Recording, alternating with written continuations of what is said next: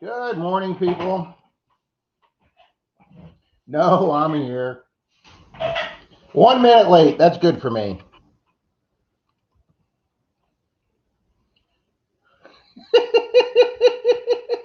Do I sound okay, guys?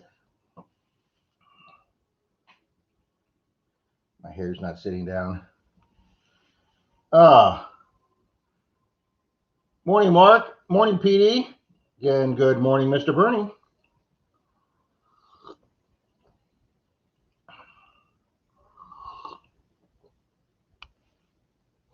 I'm 1 minute late, Dalton. That's good for me. You know that. My clock said 10:01. I was combing my beauteous hair. Oh. Well, Bern, thanks for going over, and same with PD. Thanks for going over and commenting on Charlie's video. What an incredible day, huh? Oh, why my screen looks real dark.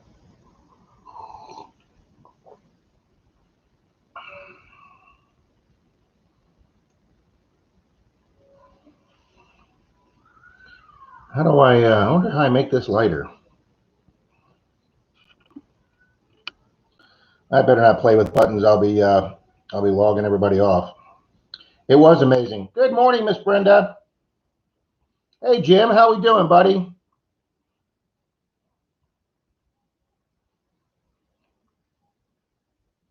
Yeah, Mark, it took me a while to memorize Petey's name, but I got Petey down as Frankie. There's Mr. Troy. It's a Troy sighting. Thank you, Troy. Appreciate it, buddy. Hopefully we'll see you Monday or Tuesday, Troy. I know. I'm looking for where my settings for brightness is.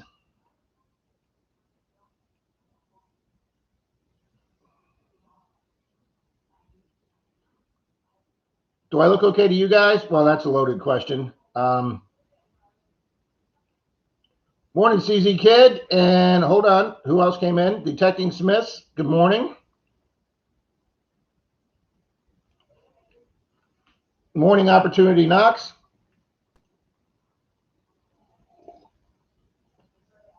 Jim, I'm going to get that to you. I know I'm behind. You and one other person I owe a dime to. I do realize that, Jim. I am aware of it. That's why I haven't done any more giveaways on these Sunday morning chats till I get caught up.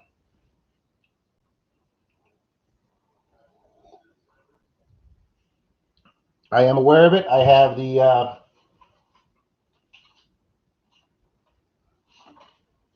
letter ready to go to put the dime in. As a matter of fact, I have the dime right there, Jim. I just need to get it out, buddy.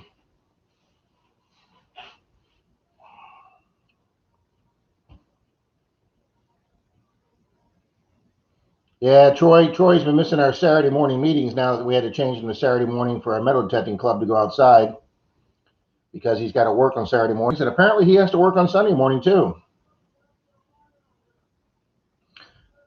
Troy says he's planning on coming out Tuesday. Fantastic. Thanks. That's the day Pat wants to make hot dogs.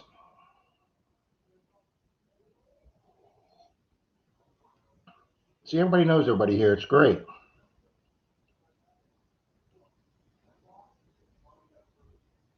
No, I don't.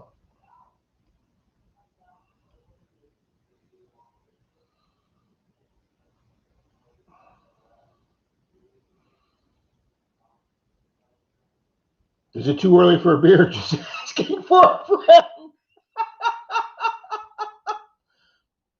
It's got to be beer 30 somewhere.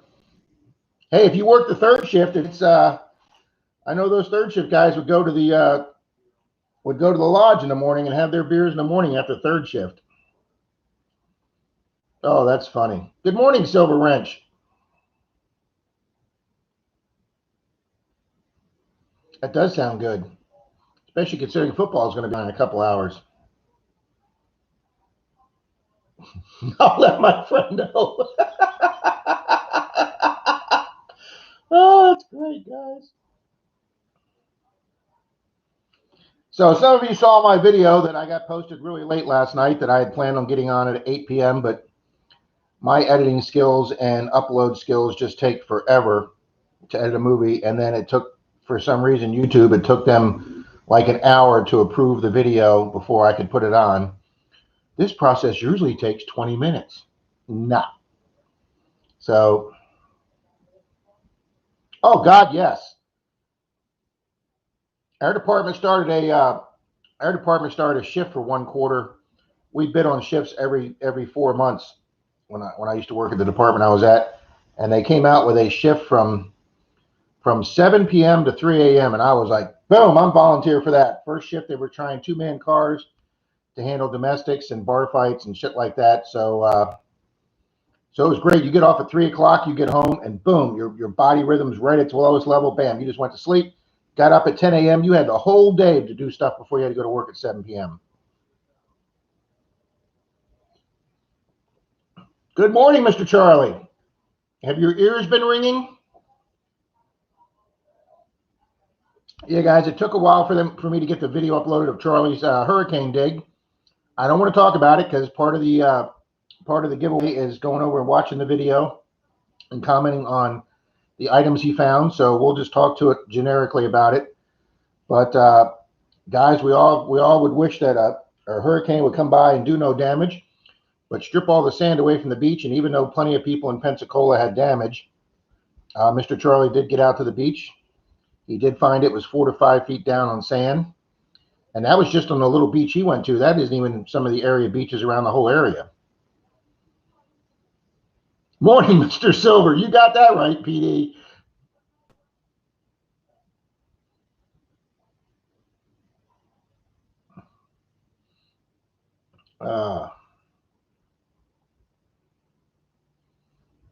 You got it, Charlie. I just gotta pay attention to this and get the coin out on time. I know I've upset a couple people not getting their coin out, and I apologize for that.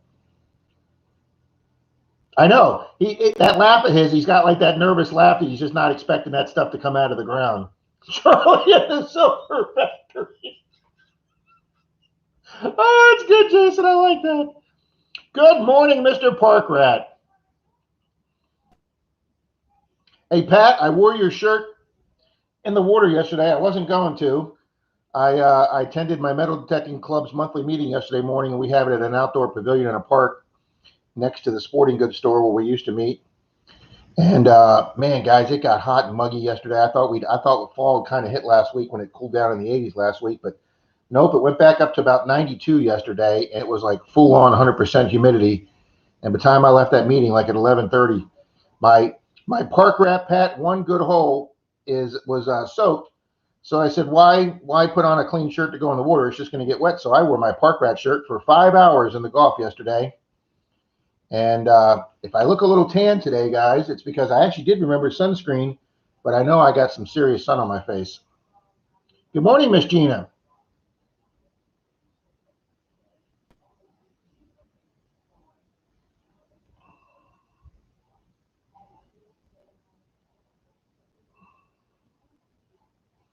Thanks for stopping by.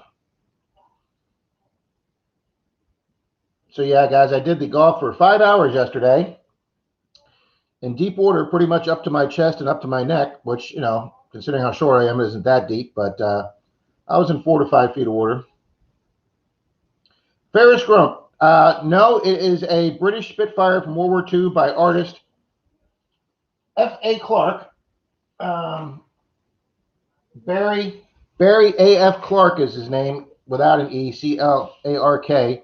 And we were somewhere. I was somewhere shopping, and it just caught my eye. I'm a history buff. I love World War II era and studying that. That's what I majored in college. And I was somewhere shopping, and I saw that, and I put a deposit on it, and I really liked it and wanted to buy it. And my girlfriend went and paid it off and surprised me with it for my birthday one year. So it's my favorite piece of art that I own.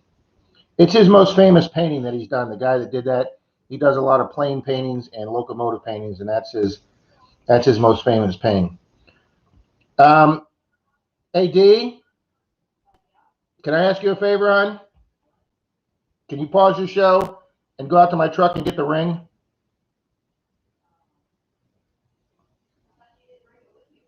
No, the ring that I found yesterday in the water. It's right on the bottom center console where the pens are in front of where the drinks go. You got to go in through the passenger door.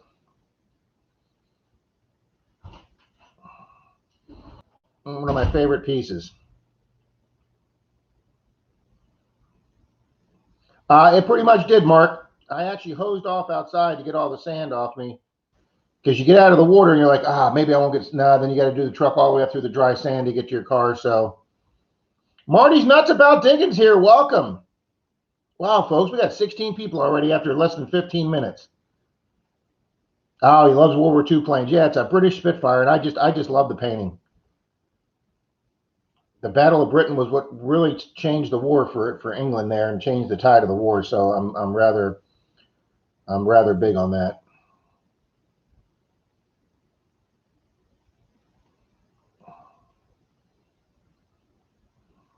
That's all right, Charlie. I can't even make emojis with my screen. It would take me 15 minutes.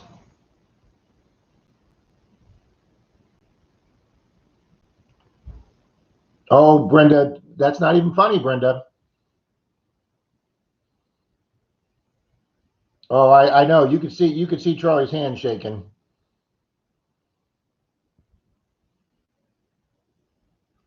Oh no, we may lose Pat.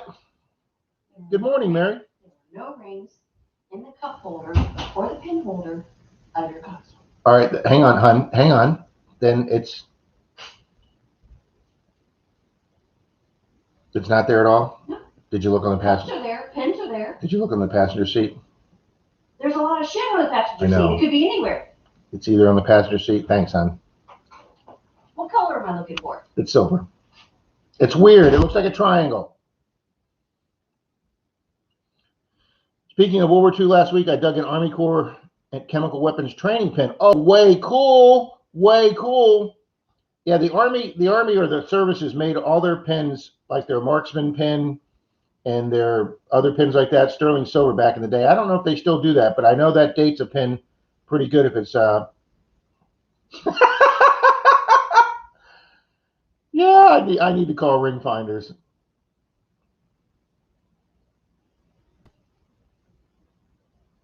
Well, Mark, I took a second change of clothes to change at the beach, so I didn't wear my clothes for my meeting. But I said screw it, and I just wore the clothes for my meeting. And so my second set of clothes, my towels, probably my duffel bag or my backpack. Thank you, Charlie. Hit that like button.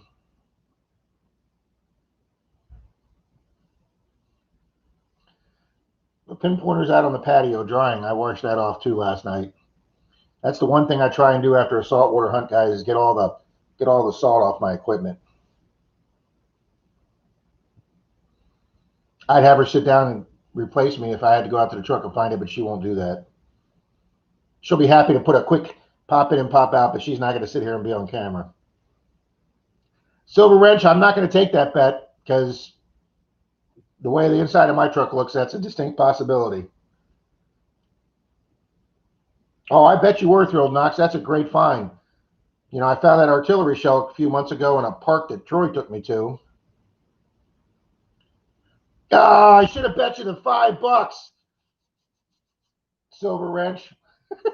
I bet $5 she doesn't find it because I heard your comment. There's a lot of shit on that. Alrighty, guys, here's the ring I found on the beach last night.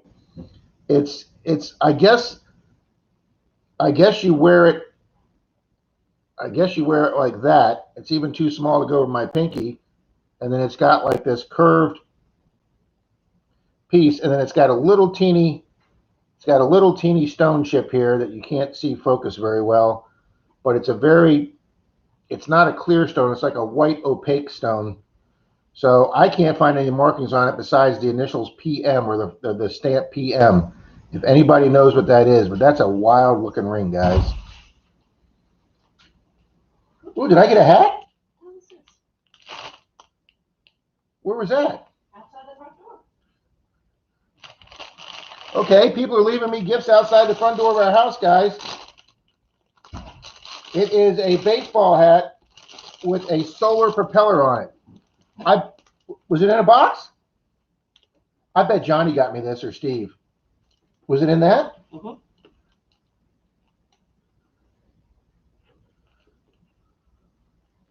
Doesn't say. Yeah, it just says me. The return will be on the other thing. Who's it? Amazon. Wow, guys, somebody sent me an Amazon hat, a hat from Amazon that has a propeller on it with a little solar panel. All right, now I'm gonna have to figure out who the heck sent me that. I guess they think I don't look dorky enough on the beach with my floppy hat on and my earphones. Because I had enough people laughing at me yesterday. Well, just the teen girls, they laugh at me. Good morning, Richard. PM past midnight. I just don't know what. I got to look at it with my loop real close. I couldn't find 925 on it yesterday, but it must have been a recent drop. It was in very deep water, but it's got no corrosion, not a bit of drop. It had to be a brand new recent drop. It could. It very well could, Bernie. It could. Love the hat. Oh. So yeah, guys. When will you be seeing that video of my 5-hour hunt in the water yesterday? Never, because Rob actually remembered to charge his underwater camera. Rob actually remembered to bring his underwater camera. Rob actually remembered to bring his chest harness for the underwater camera. And I got out in the water and I turned my camera on, and the little saying going across the bottom said, "Hey, Menardo, you forgot your memory card in your computer." So there was my little mini memory card still stuck in the computer. So Rob got no footage yesterday. So that was one 5-hour hunt that will not go down into the YouTube annals.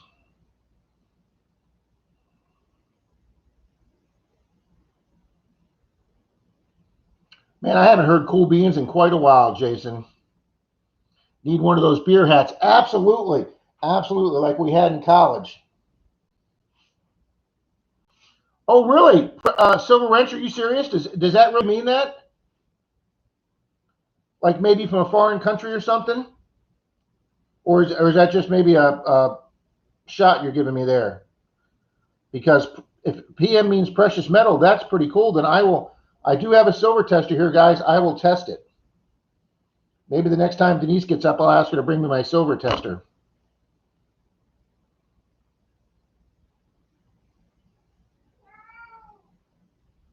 Yeah, I know, Mark. It was a real Menardo thing for me to do.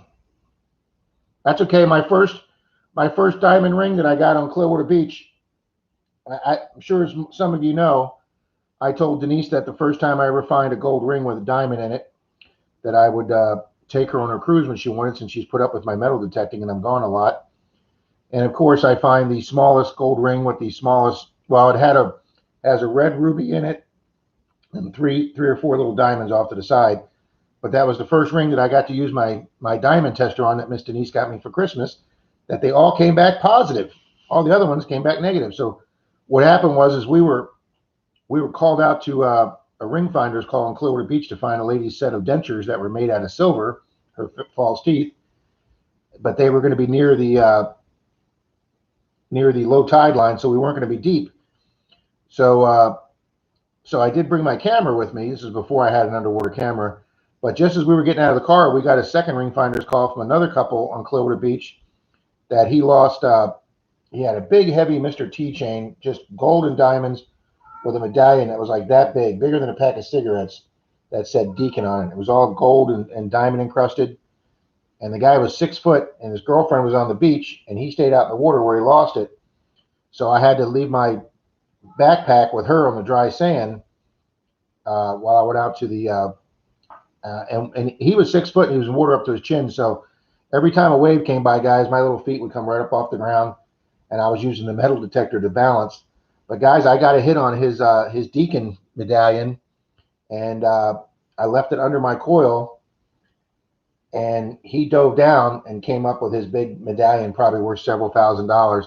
Now his big, heavy 20-inch gold chain that was super thick, we never did find that. It was right at sunset. It was getting dark. You couldn't see in the water. So we did get him his medallion back, but we never got him his change back. Good morning, Las Vegas urban treasure hunter. I found teeth on the beach or kids' caps look like silver and something else crazy. Wow. Well, and that was the same area. That was actually the same area where I got my gold grills, which I have sold, guys. I took it to 3 different places and went with the guy that gave me the best price. That will be an upcoming video. And I used that money to pay for most of my my Nocta pulse dive machine. Morning, Scott. Oh yeah, Jason. That's not the first time that I've forgot the memory card. I've had some regular cameras, you know, digital cameras, and I've left them. I mean, I can understand, you know, when it's this big, but mine's got the micro camera, so you got to put it in the adapter piece. But I had left it in the computer because I hadn't transferred the footage from this to my computer yet. So, and I told myself, don't forget this, and I did.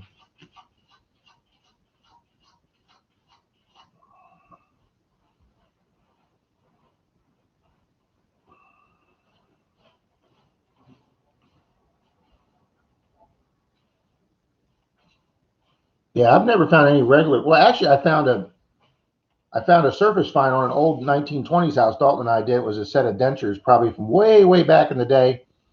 And that was a big hit at my metal detecting meeting. Dalton couldn't believe I filmed those. Hey, hon. I know. You need a deposit. No, I was going to ask you something else. All right, guys. What I was going to ask Denise, I already forgot. I asked you to bring me something. The dirt? No, not the cat turds. You can handle those on your own. You wear your floaties. No, I was every wave that came up, I was bobbing up. I'm telling you, because both my club president I was hunting with is close to 6 foot, and this guy was over 6 foot, and I was floating every time a wave came. I had to stand on my scoop. I mean, what was I going to ask you to bring?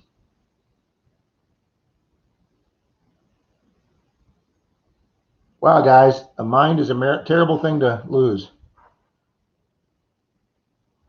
Yeah, I've never found like a cap tooth or anything like that. Little Bobby Rob.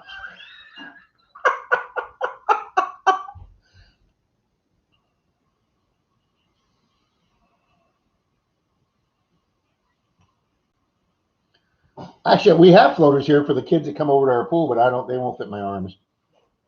They don't make adult floaties. You guys should film me. I'm a lot of entertainment in the water. Glad you folks are enjoying yourself out there. The test kit. Thank you, Brenda. Jesus.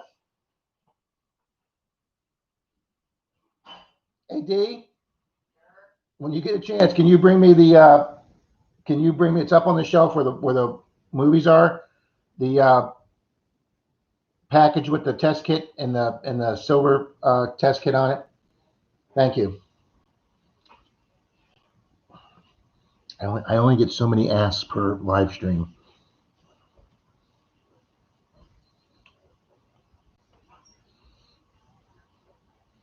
Wow, Brenda, thank you. I can't believe I've forgotten that quick. That's just sad. Good morning, Miss Denise Kidder. Thanks for stopping by. The Traveling Detector. That's a great name. That is just a great name.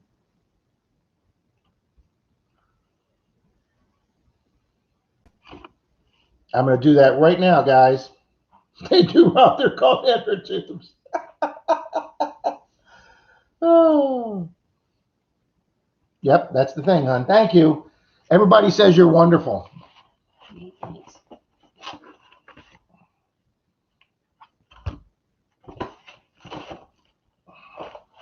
Alrighty, guys, I got my pure test diamond analyzer. I really doubt this stone's going to be diamond, but we'll check.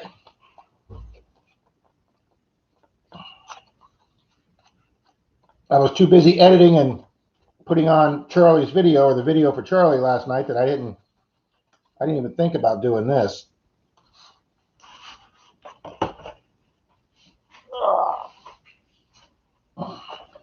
But we shall pull out the tester, people.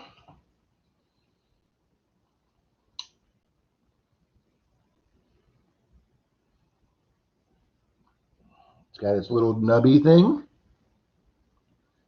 little probe.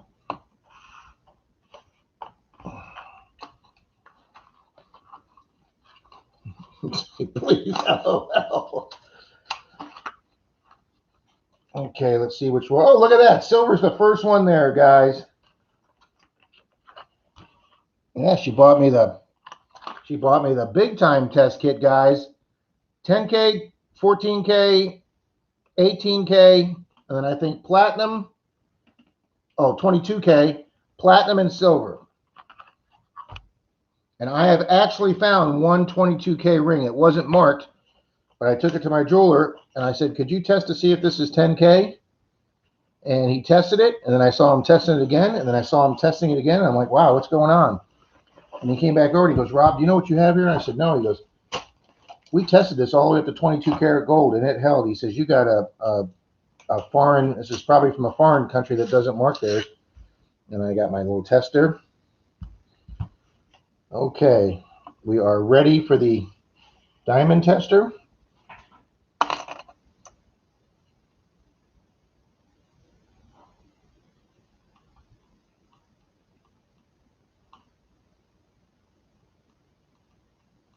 And absolutely nothing. Okay, so the little stone is not real. That does not forebode well. But that's fine. We will do the scratch test on the silver.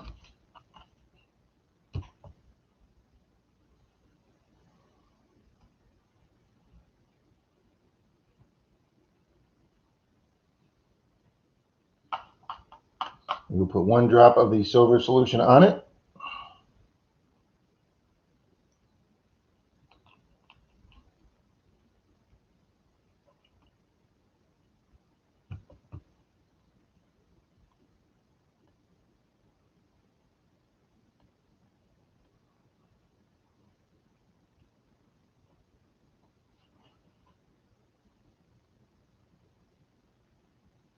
And I do not believe that's silver. It looks like it's eating it right away.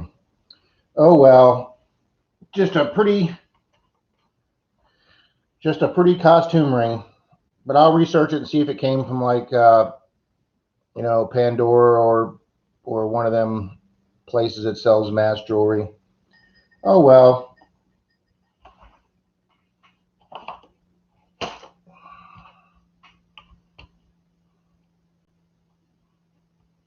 Yeah, guys, I've been wanting one of them. I mean, I hadn't found a lot of rings and I hadn't found a lot of diamonds, but Denise knew I was going to start doing more water detecting this year, so she got me those for Christmas. Good morning, Reed.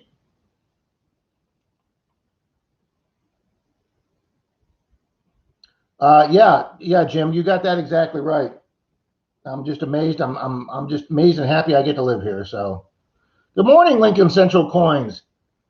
That's right, Silver Wrench. A ring is a ring is a ring, and I'll tell you something. When you're in 4.5 water, up to about mid chest deep, and not only that, guys, I had 2 signals in deep water yesterday that I had to give up on after 30 scoops, and they were strong signals. And being that strong, they were probably coins. But I'm still learning water detecting, guys. I've only been doing it for about a year. And when you're that deep of water and you've just got to strictly go by feel, I told my buddy Clearwater Mike that hunts the beach all the time, I said, if you're out there in the deep water and there's a big hole you fall into, that's the signal that I took 30 scoops on and still couldn't find and just said, screw it, and gave up on it. I had 2 of those. But the ring, I had these 2 young guys out there, and we were commenting on all the bikinis on the beach. And they were both sitting there with a beer in their hand, holding it above the waves. And they were like, do you ever really find anything with that thing? And I go, yeah, I haven't found anything today. I've only got a few coins. I said, but we get rings down here on Clearwater Beach all the time. And I swear to God, 30 seconds later, I go, guys, I got a signal and it's not super loud. I go, this could be a piece of jewelry. And first scoop, I got the thing on first scoop, and I came up and showed them the scoop, and they're like, holy crap, that's amazing. And the guy looked at it, the one guy looked at it with young eyes, and he says, that's got the initials PM in it. I said, never heard of that before. But they just thought it was so cool, guys, that right next to them, I pulled out a ring. And that happens to me a lot, guys. If I'm in a park, I can't tell you how many times I've been in a park where people walk up and go, you ever really find anything with that thing? And then like within 5 minutes, you get a ring or a silver hit, and then you walk over to them and go, boom, just found a silver earring.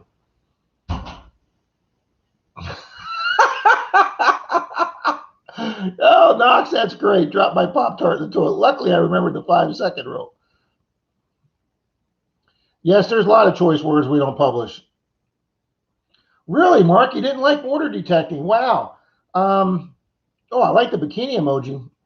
Dalton's not big on water hunting either, but he said if he found a beach that had that much silver on it like Charlie's, he'd be there in a heartbeat. I found contact lenses in the package still new on Indian Rocks Beach after we talked about going to Clearwater. It was way too windy that day for me. Yeah, a windy day on a beach is bad, Denise. You know, that sand blows you up. It's like getting hit with like sandpaper.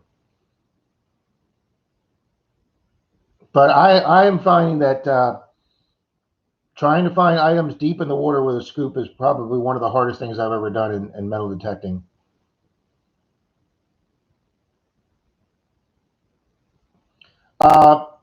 Jason, with me too. My knees have just I've had a lot of inflammation in my knees yesterday.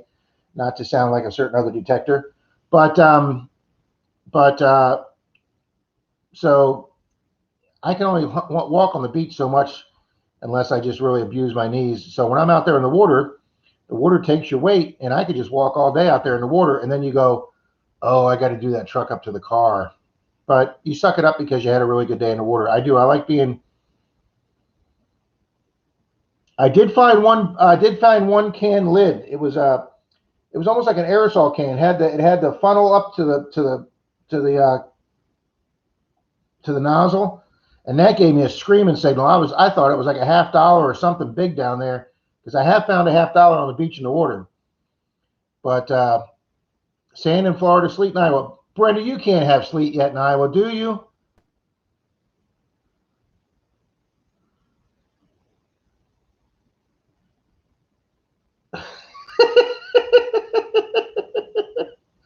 Yes. Yeah. Yeah. Don't eat the candy bar on the bottom of the pool.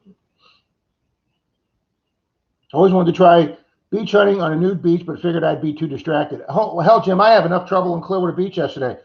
Like I say, guys, last week we had like 3 days here where it was overcast, and this cool breeze came down from up north, and our humidity dropped from like 80% down to like 60%, and it was actually livable outside. Dalton and I did a hunt in it one day, and we actually didn't die out there. And I was like, oh man, fall has finally arrived here in Florida. We could start doing some of the permissions that don't have any trees on them that we're not going to die on.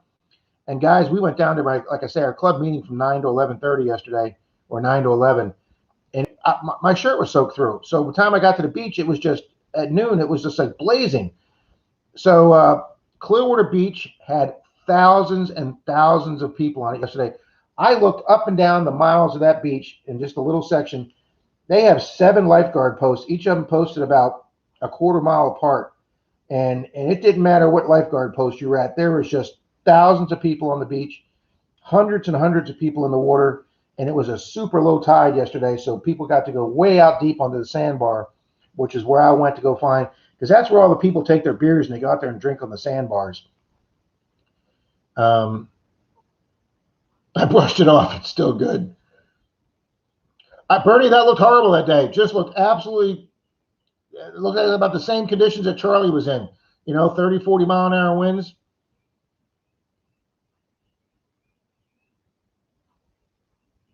Brenda, that's absolutely correct. Another good man on the new beach, Brenda, is a guy that can crawl in the sand and leave 5 tracks. Okay?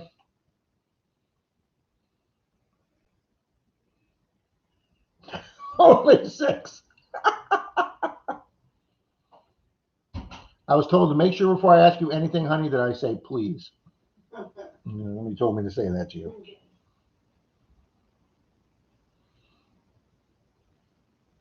Good morning, Miss Cynthia Swearingen. Thank you for already commenting on the video and already going over and commenting on Charlie's. When we get done the live stream today, guys, I will start only 4 donuts here.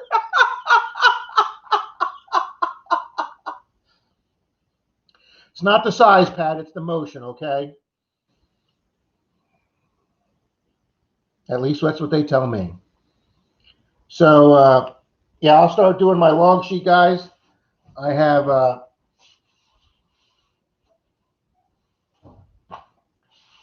my 2020 YouTube giveaways book where I log in all my giveaways for 2020 and my nice little handy dandy elementary school. I don't even know what they call these, but that's where I put them, guys.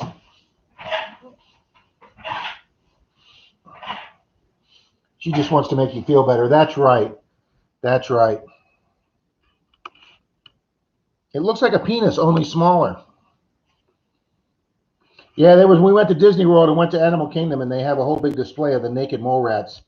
And there's a lot of laughing in that cage. Apparently I'm behind on something. That's not a shocker.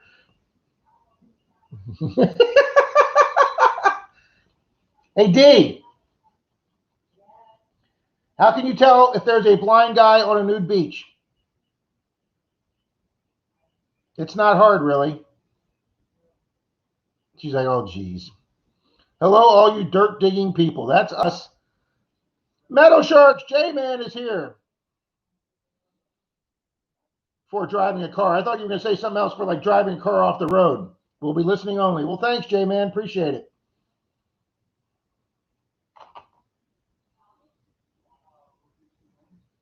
That's right. Trails in the Sand by Peter Dragon. Rusty Bed Springs by I.P. Knightley. Wow, guys, we're going back to junior high here. Well, guys, we've already covered some of the things I wanted to cover this morning. I'm hoping all you good people will go over and watch Mr. Charlie's Hurricane Sally Leaves a Silver Lining video at Digging It Back.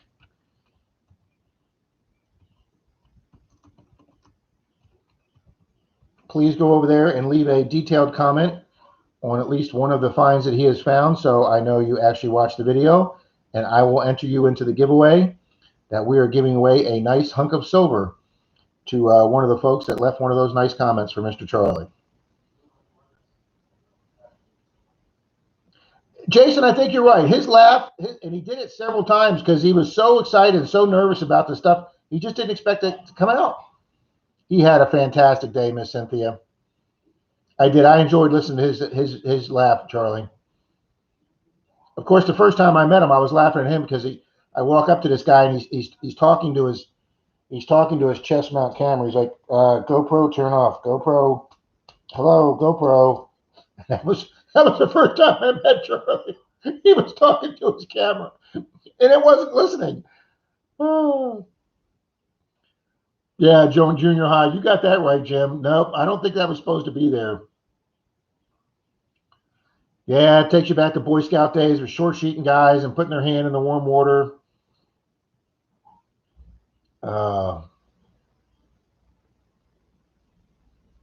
It was a nervous laugh because Charlie actually told me this, guys, and I'm going to tell you something because I don't think he's going to mind me saying this. He actually talked to another detectorist who said, no, you shouldn't publish that because nobody's going to believe you. And I was like, well, I didn't say screw that. I said, F that. You just publish it, Charlie. And I didn't even know that he did live digs, okay, because he didn't say he did some live digs.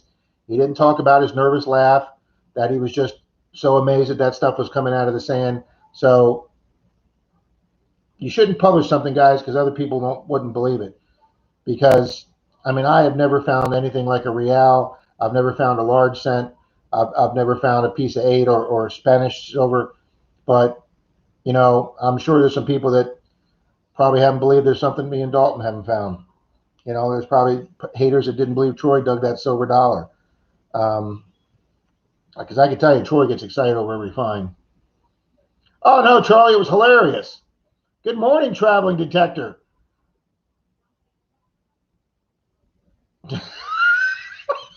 Yeah, I don't think your iPhone's going to talk back. Well, actually, it might. Oh, it was. He was like a kid. You're exactly right, Reed. And I think all of us would be like a kid getting that kind of data. Good morning, Mr. Nick. That's right. That's right, Silver Wrench. If you find it, you got a channel, throw it out there. Now, I will tell you folks something. If you haven't watched one of Park Rat Pat's last 3 videos, Pat's doing something very unique, guys. He had those headbands made up. One he got me is out in the garage for to become a member of the Park Rat Rat team. What he's doing is for folks that don't have a metal detecting channel that do metal detect. Okay, if you find something you think some other people would like to see, he would like you to put together a clip that is less than 2 minutes and get that clip to him, whether you email it and put it in with an attachment in email, or whether you can do it through your phone as a text or whatever. But if you don't have a channel and you'd like to get yours seen and become part of the Park Rat Club, send Pat a clip of some metal detecting finds you found, and Pat will put in one of his videos so people get to see it. And then obviously you get to see your own finds put on a video. And I think it's a cool idea that Pat's doing. The Rat Pat, that's right. Pat is a funny guy. And Silver Wrench, he's just as genuinely nice and funny in person. As a matter of fact, he even tells more jokes in person than he does on his video. Yeah, never heard of this Park Rat you speak of. Oh. So yes, he's going to do that, guys. And if he gets enough clips, like within a week or 2 period, he will put all those together for their own video. And guys, I think that's just a great, great idea. And Pat has also told me he's doing his Advent giveaway again for this Christmas season. So you'll all be looking forward to that, guys. And hopefully within the next 2 or 3 weeks, guys, I'll be doing my 1,200 subscriber giveaway as soon as I get caught up with Jim's coin and one other coin that I need to send out. Finally got my GoPro 9. Nice camera. Can webcam with this one. Was going to go live, but you need 1,000 subs. Did not know that. Yes, there is a workaround.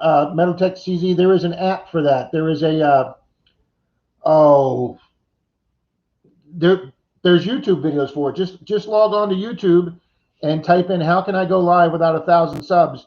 And there's an app or a program that you can download into your computer, and I'm sure there's an app for your phone. It's like a third-party app, like a Zoom app or something, and that allows you to go live through the third party, and then the third party acts as the 1,000 subs or whatever. So yes, you can get around going live without having 1,000 subs. Reed, you're exactly right. Thank you, Mark. Thank you for the comment. It just popped up on my YouTube notice on the bottom of my screen. So thank you, Mark, for the comment. Good morning, Mike Mallyman24, Mr. M.A. Lyman24, everybody. He had a fun live stream going last night. And Miss Sherry Ward's here. Good morning, Sherry Ward. I know, Jim. I wish I'd thought of Traveling Detector, too. That's a great name. But yeah, CZ Kid, you can do that. There are apps and programs that you can either do on the phone or your computer. Because I know Troy does all his editing on his phone. I think Park Rat Pat does most of his editing on his phone. The couple of videos that Dalton has made, Florida Knox, I think he's done them on his phone. And guys, I don't have that kind of skill. I'm on my laptop right now. As you can see, there's my PC right there. Both of them have Windows 8. And so they have the Movie Maker 8 program, and I've been told never upgrade to Movie Maker 10, because just like Pat tried upgrading to a new movie program, new editing program, and he said it just sucked. So I've been told that Movie Maker 10 isn't as good as a program as the old one. So I'm sticking with this Movie Maker 8 and the software I have. And it's not the fastest program in the world, but it is easy to use step by step. Live at noon today. Mike Mallyman is live today, guys, at noon Eastern Standard Time to pick the winner of his monthly prize pack.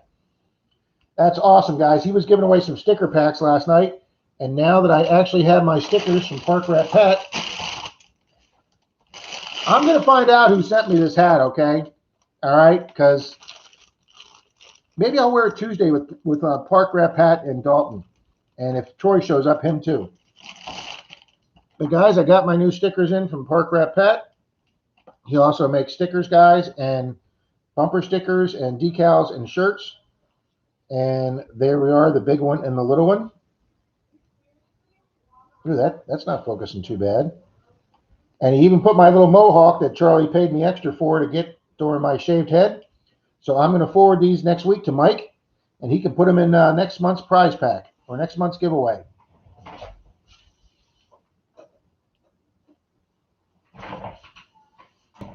There, that helps. That helped a lot. Okay. Thank you, Miss Cynthia. I will do that, Frankie. I will do a hunt. I will do a hunt with this hat on, buddy. If I can have a mohawk for 2 weeks, I can wear that hat, Frankie. Okay, I'll send you some. I'm gonna get Liz some too for her. Oh, speaking of Liz, guys, she sent a message out. She will be back on her Sunday morning spot here at 10 a.m. on October 11th. So that is 2 weeks from today. So that means my last 10 a.m. live stream will be next Sunday, the 4th, which is also I'm picking the prize for the commenters on Charlie's channel. We will pick the winner and show what they won next Sunday. So next Sunday will be my last 10 a.m. stream, and then obviously I'll be turning it back over to Liz since this was her traditional spot. Mark, send me an email, Mark, through the FL Thunder.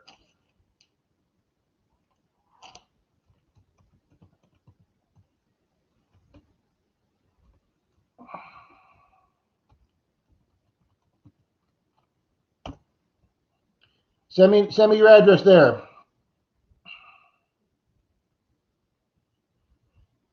Thank you, Sherry Ward. That's really nice. You appreciate you watching it, and I'll get you entered into the giveaway.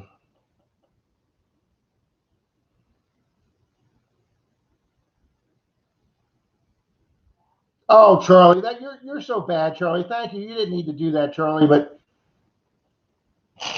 all right, I'll do a door knock with the hat on, Charlie. Since you gave me the phenomenal donation, I'll do a door knock with the hat on, and I'll make sure somebody films it too. Okay, I'll have Pat or Dalton standing in the background. As a matter of fact, we're doing a permission Tuesday, guys. Actually, we're doing it Monday and Tuesday. We've already hit twice. I don't want to reveal the coins, guys.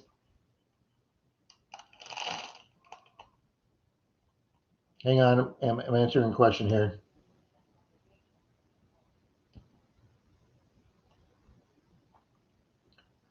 Nick, I'm not sure if you're asking me that or somebody else. I'm not sure, but Streamlabs sounds like the correct program. I don't know anything about it, though. I know I tried another editing program one time that I tried their free version of, and I tried making like a 12-minute video, and it said, no, you're limited to 10 minutes on our free version. So then I made like a 9-minute video, and then it came back and said, no, you're only limited to a 5-minute. And I said, screw you. Don't be messing with me like that. So yeah, Charlie, when I got the Mohawk, he challenged me to try and get a permission with the Mohawk, and I think I went 0 for 2.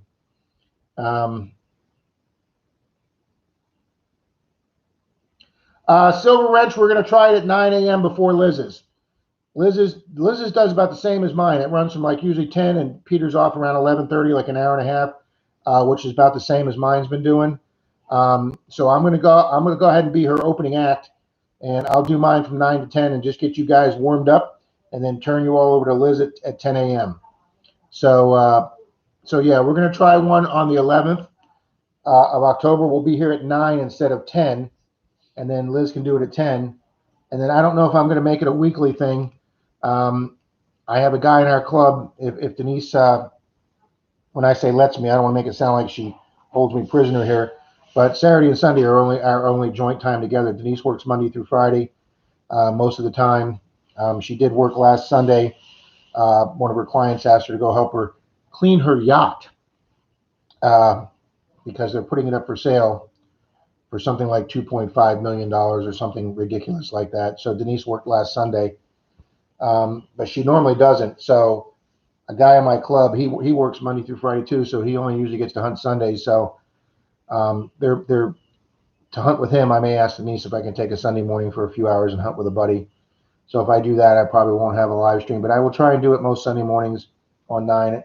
If I don't do it, I'll try and let you guys know on a video beforehand so you're not sitting here waiting for it. But yeah, we're going to do it at 9 o'clock on the 11th, and then we'll lead right into Liz's, and we can all just change right over to Liz's. No, can't get rid of me that easy there, Silver Wrench. Mr. Randolph Relic Recovery is here. Mr. Martin is in the room. Well, I see Miss Cynthia saying, St. Lucie, thank you for the sub. Guys, I hope everybody subbed to each other's channels here. Well, thank you, Mark. I'll take that as a compliment. See, you can get out an hour earlier now.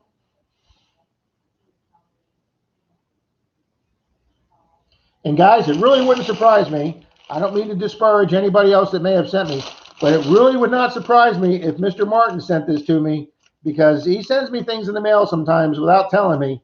So it wouldn't surprise me at all if he gave me this fine looking headwear.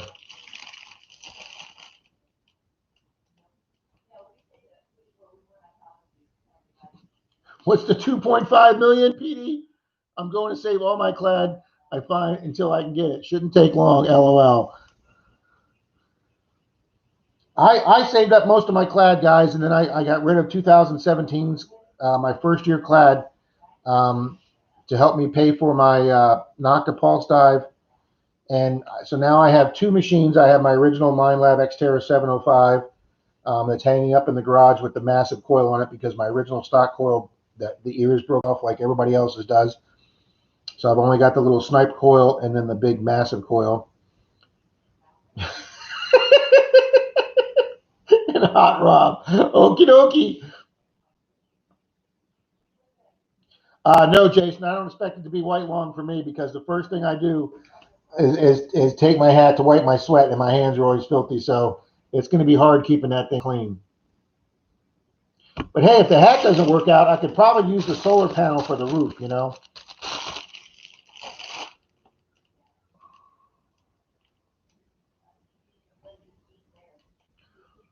Wow, Brenda, you get up later than I do.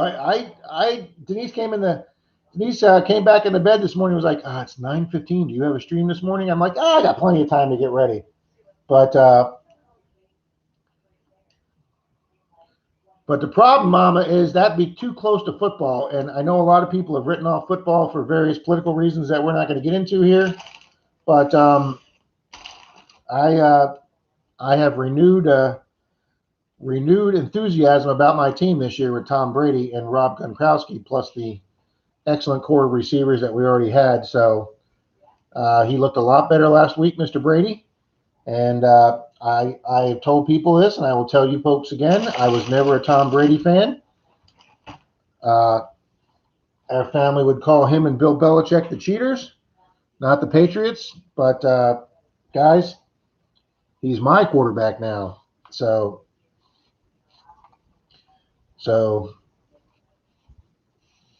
it took me 6 years of finding clad to pay for my AT Pro.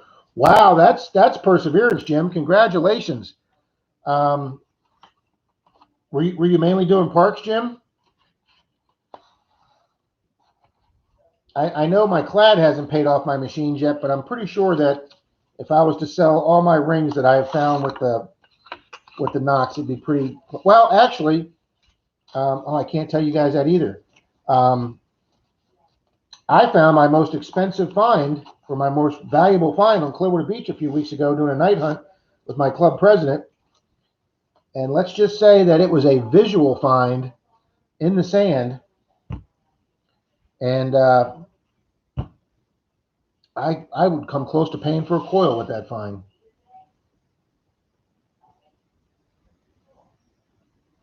Well, Jason, you just got to get some city-fied locations and get closer to humanity. One ring bought my XP Deus. Wow, wouldn't that be great? But Mark's right. You know, a lot of us joke, but this is the only hobby that does several things. This is the only hobby that can pay itself back, unless you get a hobby like woodworking or something where you start making, you know, chairs or tchotchke things that people are going to buy. You know, Brenda could sell her wood that she makes, but she chooses to give them away. So there are certain hobbies. My buddy just took up woodworking when he retired. I don't think he kept it long. It's amazing how many hobbies people try, but I don't know too many people that have tried metal detecting and have given it up. You know, there's not that many metal detectors on Craigslist considering how many people do this hobby. Um, and when you do find one, they don't last long if they put it at a good price because people are always looking for another detector at a good price. Um, but that's phenomenal, CZ Kid. One ring bought your days. Lots of times he says he sits there in his underwear. I am not in my underwear. I am in shorts. Um,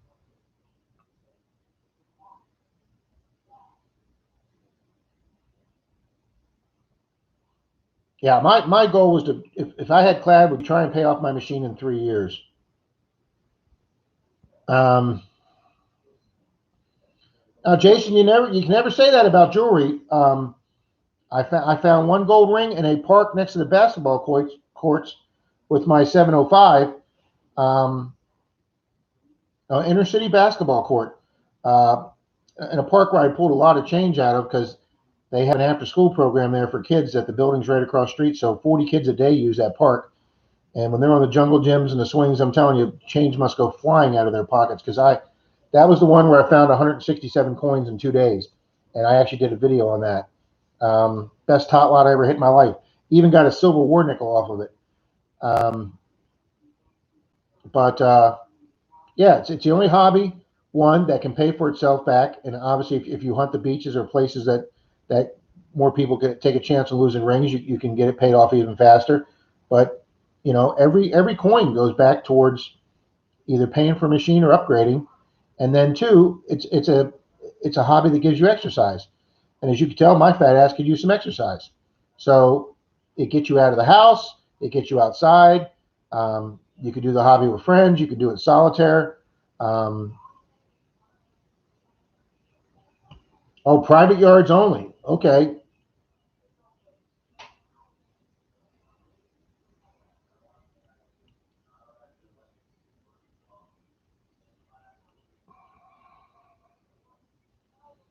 I don't know, Martin, but it wouldn't surprise me. I do not know you sent this to me because Amazon does not put a return address, but it would not surprise me at all, sir.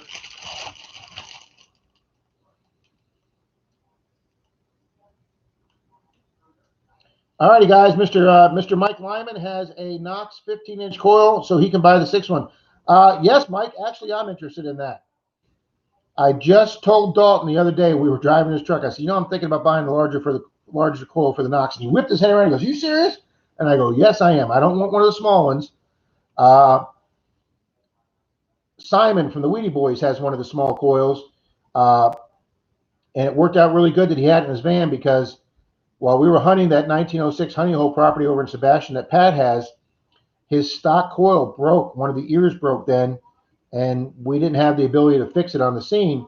So he had to go to his van and get out his 6-inch coil. And if he didn't have that spare coil, it would have really messed up his day.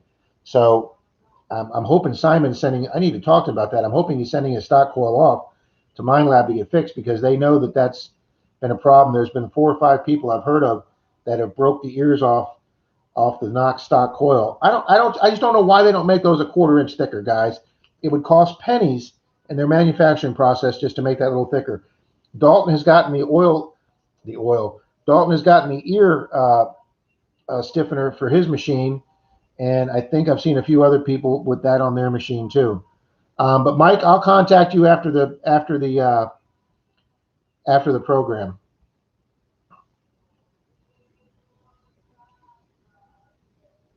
We'll quit buying machines for a while. Yes.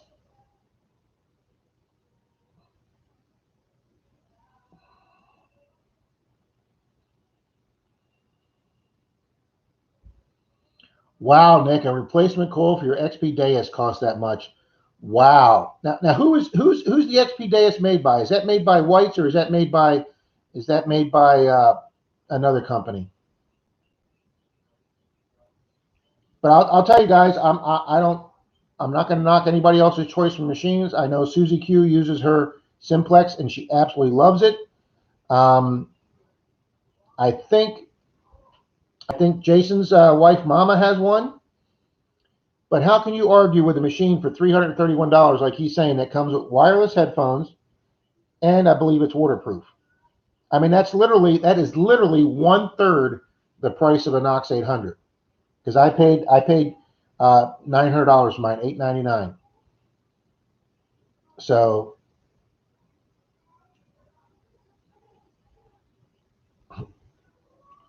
if I had to buy my ATP with my fines, I would never be able to get one. Well, that's what you do. You lend yourself money, and then you put your money back into your account. It's like an investment.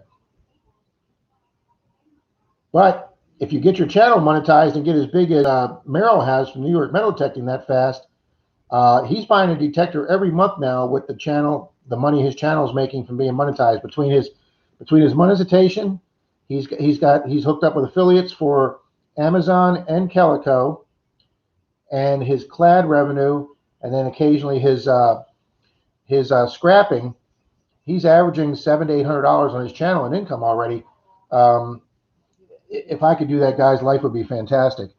But by doing that, instead of putting the money in the stock market like he did on his How to Become a Millionaire metal detecting program that he has, he's been buying new machines. He just bought the Apex and the Vanquish. He's already got a Simplex, so he bought the Apex and the Vanquish, and he's been trying them out. That wouldn't go over here. I couldn't have 7 machines hanging in the garage. Yes, lots of exercise too is exactly right. See, Jim, that had to make you feel great. That just had to make you feel fantastic. I mean, I'd be walking around on a high cloud 9 all day. Well, probably all week. Since I've joined Ring Finders, it has been such a positive experience.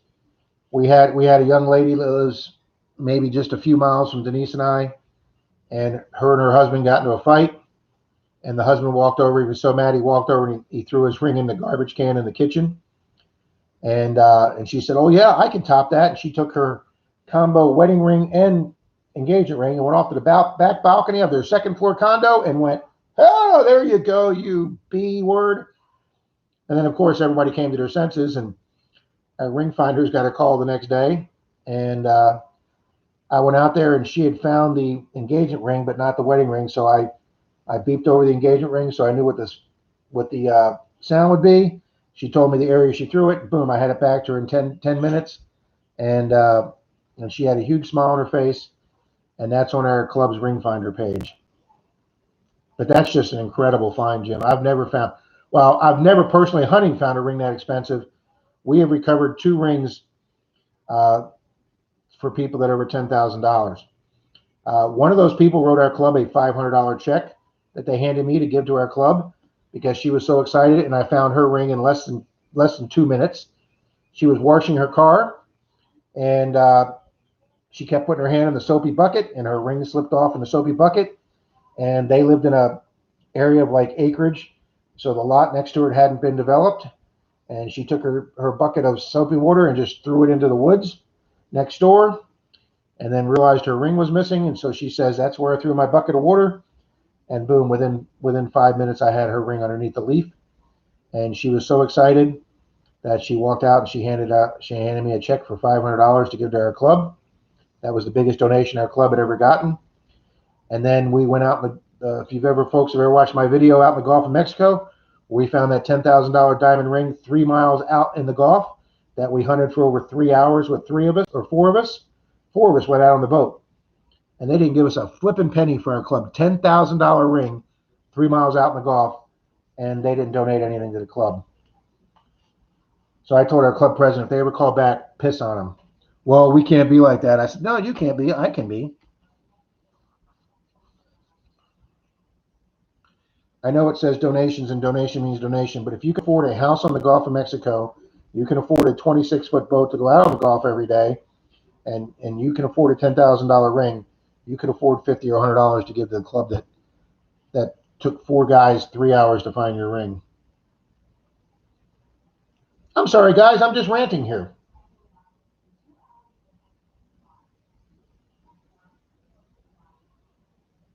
See, guys, see, Nick and Mike, I don't have any desire to buy that little one. It looks like a hockey puck to me. It's just so small. Oh, and Reed saying volleyball courts. Reed, I've done a lot of volleyball courts, and I haven't done well on them. I finally found a pair of sunglasses buried on one once, and I think I might have gotten one stud earring. But I mean, for the most part, I haven't found the stuff on volleyball courts that you would think you'd find with people flexing and jumping and, you know, bracelets and necklaces popping off. But if you've done well on volleyball courts, good for you.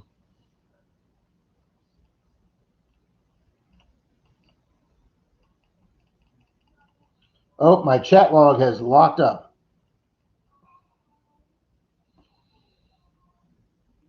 Aiden and friends, good morning. Welcome to the chat. Thanks for stopping by. Hello, Keith Manswell. How you doing? Obviously, Keith knows Cynthia. Yeah, traveling detector. I've just never done well on volleyball courts. When I go to Clearwater Beach, they got 7 of them there. They got 5 up by Frenchie's on the north end, and then they got 2 on the south end. And like I say, I might have recently just got a little fake stud earring, but I did a volleyball court in a county park once, and I found a buried pair of sunglasses, but that's been about it. Not even much clad. I mean, occasional penny, but well, I'd take one single ring at a volleyball court. I haven't done that yet.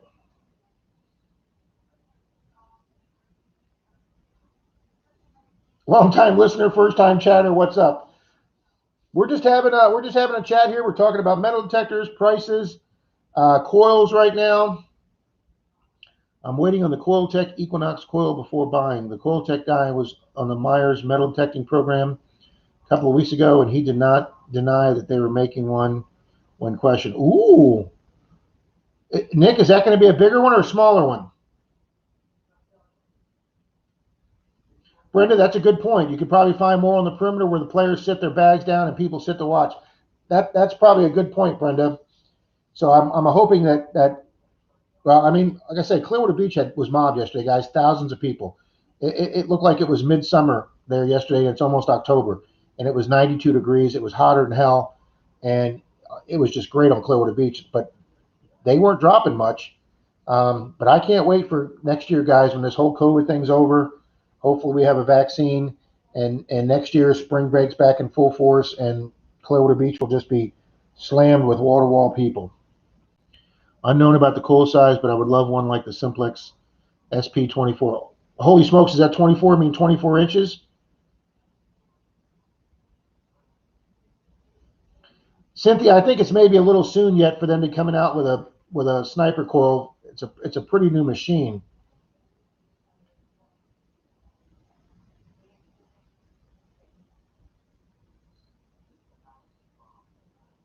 Vibrant Trash, welcome to the chat. Once a long time ago, I found a medal at the beach, and the people there tried to take it from me, but I like looking for things. Hey, if they can't prove that's yours, they ain't getting it. Good for you finding it. Oh, Reed, if you found plenty of volleyball courts, good man, because you're doing better than I am. But give them time, Cynthia. I think Nocta will probably come out with a specialty coil. Just since I don't hunt. Merrill bought one because he hunts those trashy parks in New York that, I mean, are just filled with bottle caps. And yeah, we get our share of bottle caps and pull tabs down here, but it's not like, even this new permission that Dalton has that we're hitting with Park Rat Pat Monday and Tuesday. Yep, Park Rat Pat and his wife are coming over in the traveling Shaggy mobile in their nice motorhome, and they're getting a KOA spot right near where Denise's parents' condo used to be. And it's only 5 minutes from our digging location. Dalton and I got a rectangular lot. When I say a rectangular lot, it's a full city block from one street to one street. And in that city rectangle, there used to be 4 houses that were on the 1919 Sanborn fire map. So the houses were all there before 1919.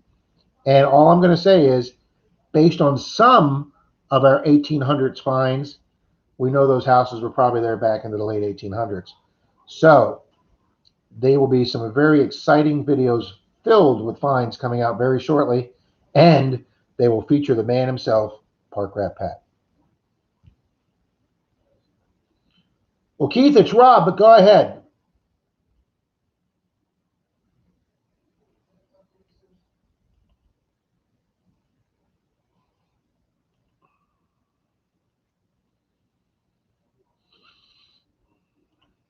Yes, I agree, Petey. Lots of stuff on the outside edges of baseball fields and softball fields. Ooh, they're coming out with a carbon fiber.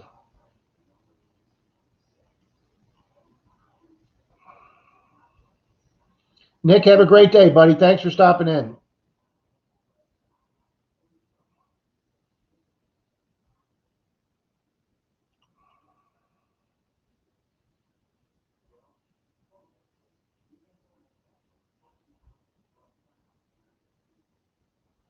Well, that's pretty stupid, Martin. That sounds like something my county would do.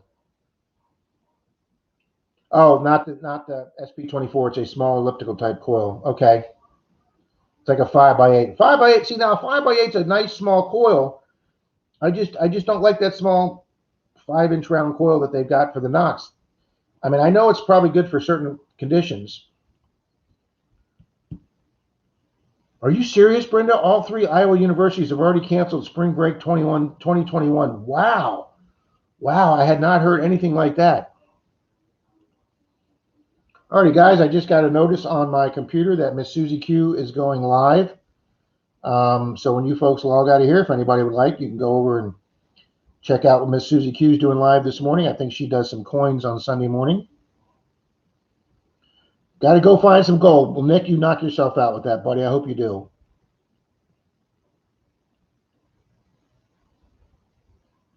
I could do that. Connor, you smell.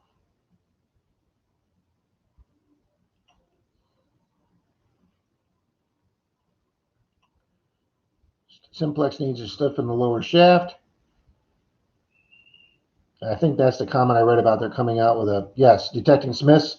They're coming out with a carbon fiber lower for it. Yep, I know Dalton put a Detector edge shaft on his lower shaft, and then he got the coil ear stiffener, which I'm gonna ask as a stocking stuffer for Christmas.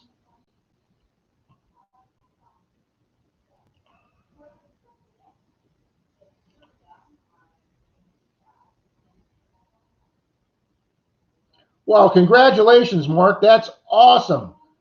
Everybody, Mark the Berg Hunter just got a Knox 600. He used one last weekend and fell in love with it. Fantastic. Demo the hat, Rob. Okay.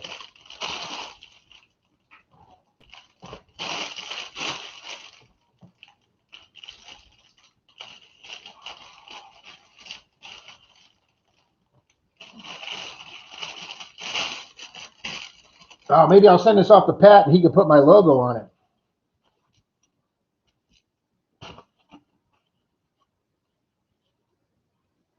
Oh, the fan. Okay, it stays right there. Okay. I don't know if I have enough light to.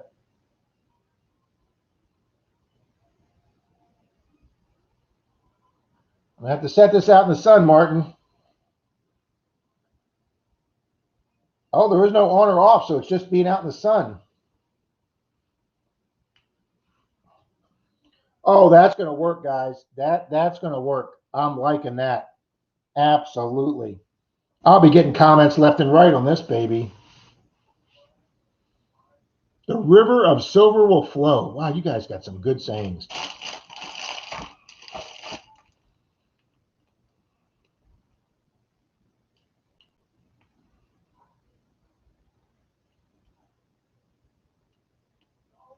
Yes, it does. I think there are certain machines out there, including the Simplex, which I'm not knocking the Simplex. Like I say, I hunted with Susie Q with it, and I just didn't like the tones on it. They were just very high pitched. But I agree with Jason. I like the tones on the Knox. They sound very. I don't like Park 2, which is why I don't use it. But I love the tones in Park 1 and Beach 1 and Beach 2. Hi, Darcy. In case I missed somebody. But yeah, big congratulations to Mark. PD, thanks for stopping in, Frankie, buddy.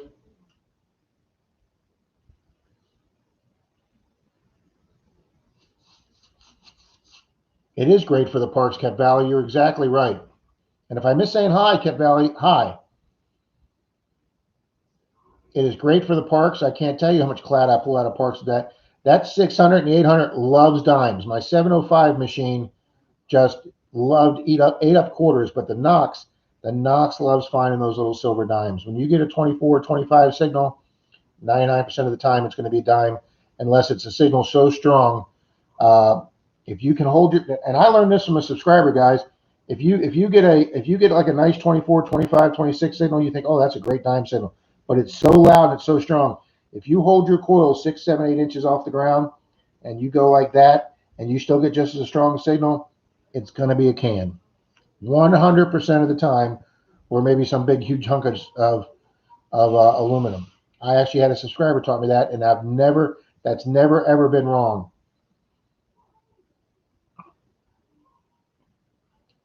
I have a Nell 15-inch coil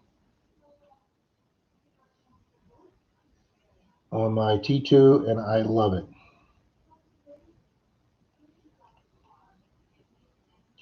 Oh, you can't swing it. That's the problem with my 15-inch coil. It's so heavy that the first time I did a demo video on it, which got a lot of views, several hundred views, when I got that 15-inch Nell coil on my 705, and I got that mainly because the Knox hadn't even been announced yet, and I wanted another coil without having to buy another machine. And I was going to use my 705 on the beach in dry sand. It works great in dry sand, so I figured I could cover a lot more ground. But man, I don't know how long I could last on that sand with that big 15-inch coil on there.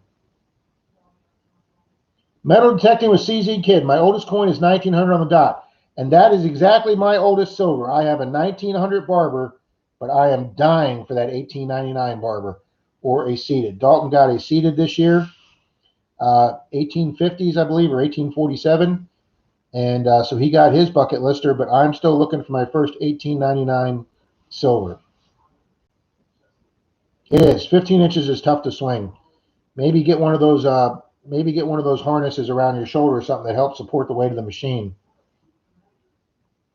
A V nickel.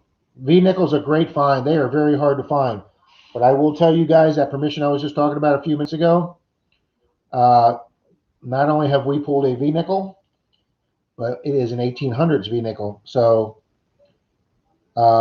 just to give you guys a little sneak peek, we have over a dozen coins already off this permission, over 100 years old. Mike Doyle, good morning. I finally woke up in time. You're here. You're the man.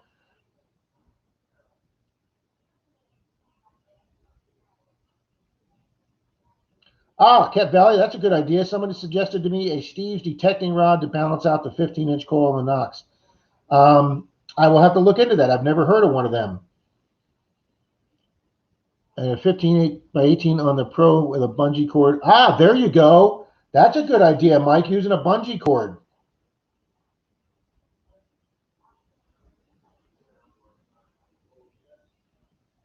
I have a little teeny backpack, guys, one of those free ones that they give you at like metal detecting places, the real little light vinyl ones that just have the 2 white cords. And when I hunt, guys, they start sliding off my shoulder. So I got a little mini bungee cord that I take those 2 shoulder things and I bungee them up in the middle, and it keeps my straps on my shoulder and makes it a lot easier to hunt with a lightweight little thin backpack on.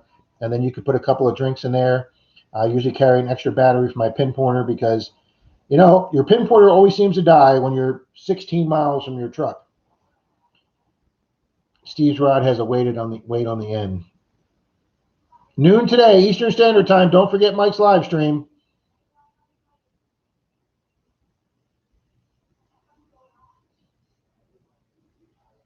But yeah, that wouldn't be bad. Yeah, he's picking a winner for his Prize Fest contest for the month. Well, we talked about a lot of detectors here, guys, and coils. It was a good coil conversation.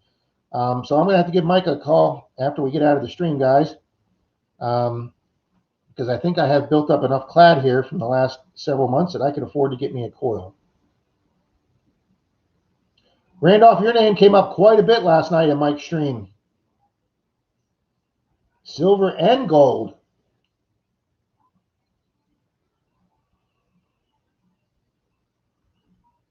Morning, Ski Searcher. Wow, we got everybody in here today. A lot of the names I saw on Mike's stream last night. Oh, and I want to thank everybody. There was dozens of you. I want to thank everybody for being on, for stopping in Thursday night for Relics Radio. Mr. Ken DK from Weekly Dirt, Adventures in Dirt, contacted me Thursday and said his guest speaker for the night had dropped out unexpectedly at the last minute, and could I fill in Thursday as his guest speaker? And I said I would be honored. So I was on Relics Radio Thursday night, guys, with host Ken King. It's a metal detecting show on radio show on it's on Spreaker, Spreaker, Spreaker.com. And so guys, that hour and a half flew by as fast as this flies by. Ken and I had a great conversation, and I want to thank all the people that logged on to Spreaker and joined in the chat. And then several of you told me, sent me text saying that you didn't ask any questions or get involved, but you were listening in either your car or your house. So thank you very much, guys. I really enjoyed doing that with Ken. And I heard somebody here a few minutes ago talk about Phil Myers from Myers Metal Detecting, who is a member of our club. And I was talking to his wife, and she said, we would love to be on another show because Phil does his own radio show on Monday nights. I think it's called Treasure Talk. And so I contacted Ken, and Ken said, I would love to have the owner of a metal detecting store on my show who also metal detects. Phil was our guest speaker at our club's meeting Saturday, and he did a presentation on hard to find and rare tokens. I love finding tokens.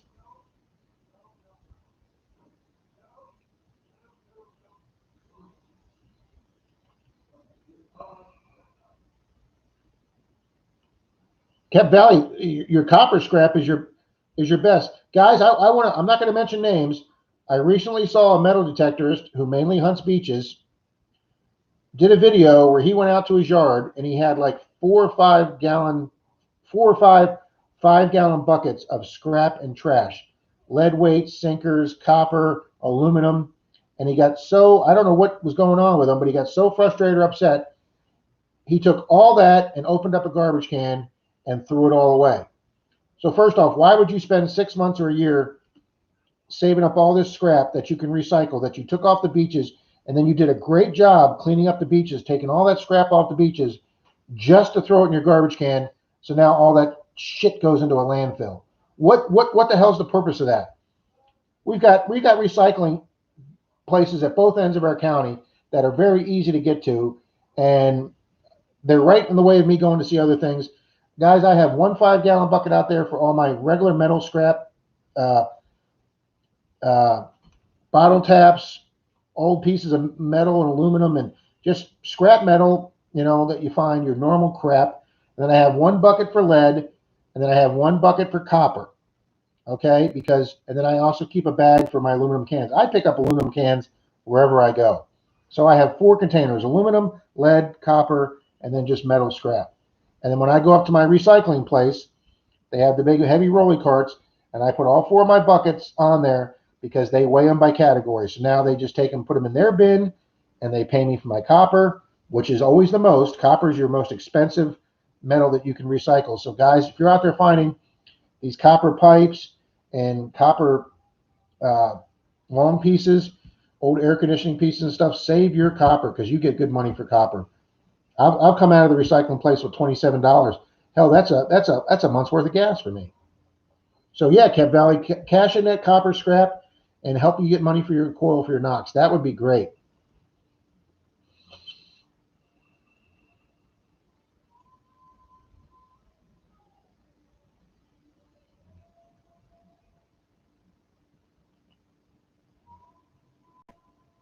Digging with Cool Rob. Don't think so. Mark, I think she's right. I heard your name came up several times in those Obama rolls. I don't think Martin won any silver last night though.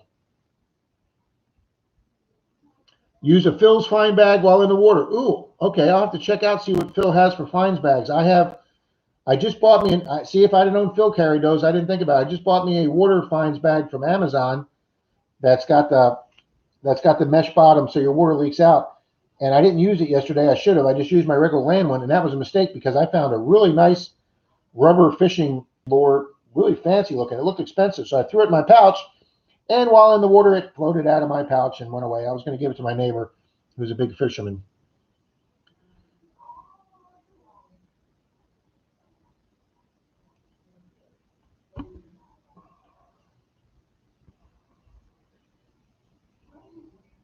Well, there you go. See, that's fine. If you put your scrap in a recycling can, we have blue recycling cans here. We recycle, we recycle all the glass bottles in the house, all the plastic bottles, metal tin cans like your cans of green beans or something. We do all that, but I don't put any aluminum in it, guys. I take all my aluminum up to the scrap place. I use a place here called STR Recycling right up on Ridge Road.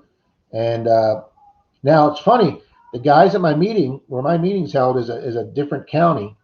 And for some reason, their scrap places will not take brass bullet and rifle casings.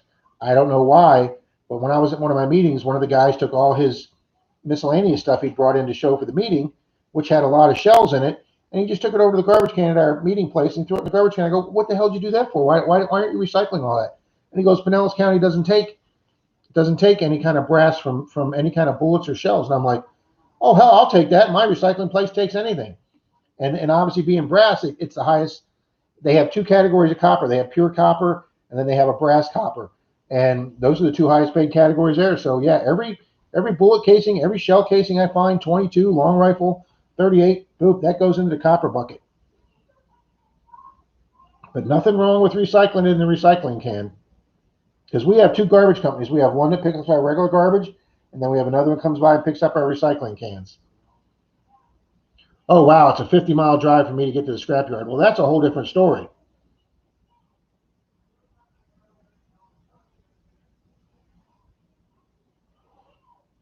Wow, Brenda, I wasn't there when he found the Kennedy and the Benjamin. All the rolls I saw he checked didn't have any silver in them. That's awesome that he found a Kennedy and a Benjamin. I still can't get $50. I can't get any change. I went back to my banks I was getting all my $50 from, and they were like, nope, we're not even getting enough for our customers still. So we're channels like $50 Make You Holler and Mallyman 24 are getting his $50. Congratulations to them, because I'm not. Some bring shells in with live primers. Well, that's probably not good. We're not allowed to bring any live rounds to our, because we dig up a lot of live rounds here, and we're not allowed. That's one thing you can't bring to our metal detector meetings. You can't bring any live rounds.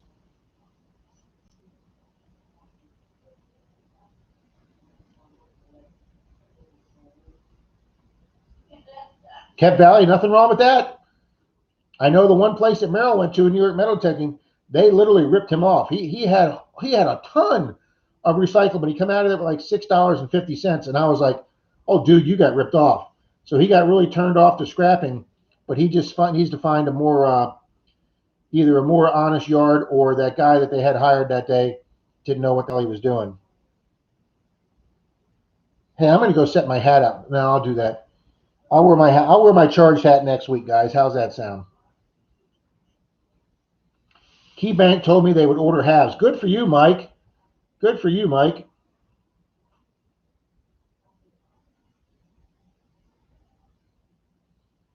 That's a good idea, Martin. That's a very good idea. Hey, if flirting with the girls at the bank work, the girls I flirt with at Wells Fargo, they saved me silver halves. You know, one employee last time I did, because it was COVID, so she showed me some silver she got in, or some $50 she got in. She said, "You want to buy these?" And I could tell the very top one was a 90% silver, and I said, "I'll buy those." So she says, "Oh, I thought you'd see that silver." And I said, "Absolutely." I said, "But I'll take care of you." So I went back in and gave her a silver Merc 9 for herself for her troubles, and she just lit up with that. She loved having that silver dime. But guys, that's a good idea. Drill a small hole in the large plastic pill bottle with a locking cap, and drill a bigger hole in the middle of the cap and put a piece of paracord. Yep, there you go. Well, there you go. That's probably going to pay you better because they got their own refining facility right there. Which girls and which bank exactly? Wells Fargo on 54.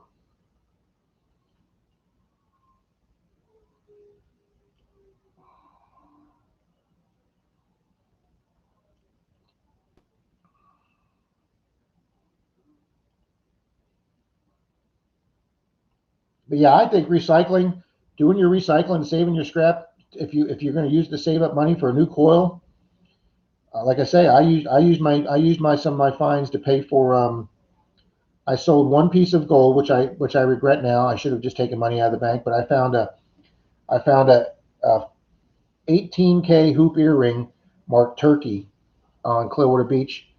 That I come to find out when I looked at the hallmark on it, it was Turkey's biggest and most prestigious gold maker. So obviously somebody had come over here from Europe with their nice Turkish hoop earring, gold earring, and they lost that on the beach. And I sold that and bought that little gold bar, the mini bar that I gave away on my 1,000 subscriber giveaway. But I've since then saved all my gold that I found on Clearwater Beach. Man, I need to find a bank that would order me some halves. I need to get back into that. Mr. Martin, take care of your bride. Thank you, sir. Appreciate you stopping in.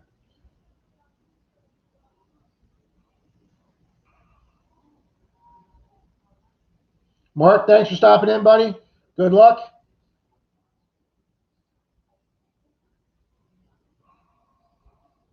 Oh, guys, thanks for all the thumbs up. We now have more likes and thumbs up than we do have people in the chat, so thank you very much.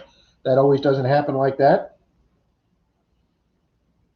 And since you folks are still here, I will show you another great find.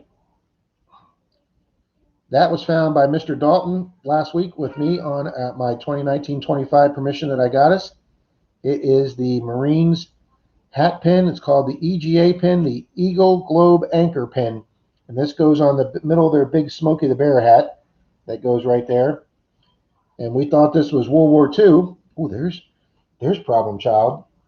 Kitty, I can't open those right now. It'll drown out my face in the video.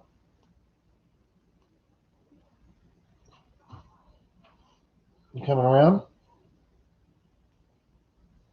No, do not step on the keyboard. Here, go this way.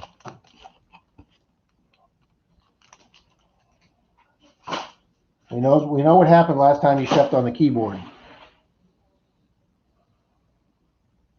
Well, anyway, getting back to this pin, we thought this was a World War II pin because based on the screw back, this is not the correct nut on there.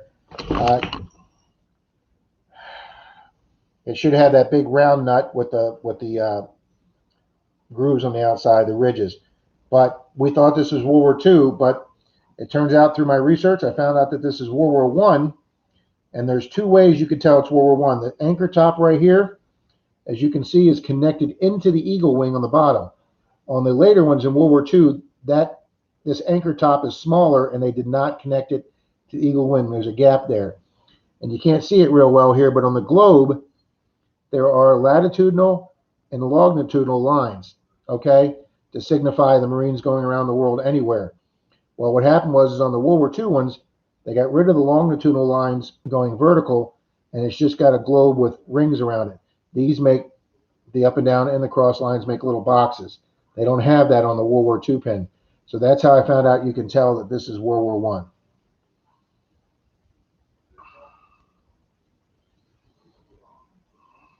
Thank you, Cynthia. That's and I will tell Zeus you said hi to him as he rocked my table. But guys, that's a great find. Now, Mr. Dalton's not real big on military relics. He prefers Tootsie Toys. So I have asked Dalton if he would like to trade this. So I am trading Mr. Dalton this for a Tootsie Toy. So I am going to be putting this into my collection. The more you know. That's right, Mike.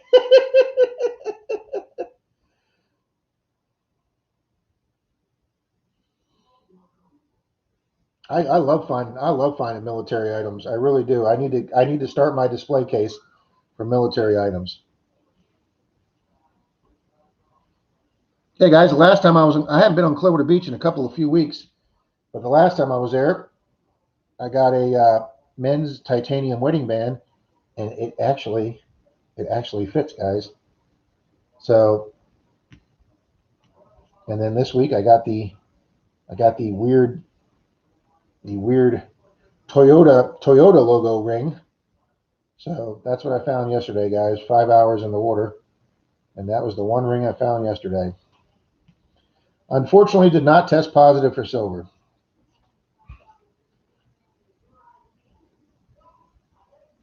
So, thank you, Brenda. I will take that. I will take that ring I found yesterday to my pawn store buddies and have them double check it. Of course, she'll probably just look at it and tell me yes or no. The girl he has working in his jewelry department, she is sharp. It is a great trade, Cynthia. I think so. Dalton loves it. He has I guess over at his house, he has a display of Tootsie Toys, and mine just sit in boxes here. So I'll take one of my really nice Tootsie Toys and whatever, or show Mr. Dalton my bunch of them, and he can pick out whatever one he wants for the pin. Yeah, Kent Valley, I would say, Darcy, you're right there. It's if you know who found an unexploded ordnance? Uh, my buddy,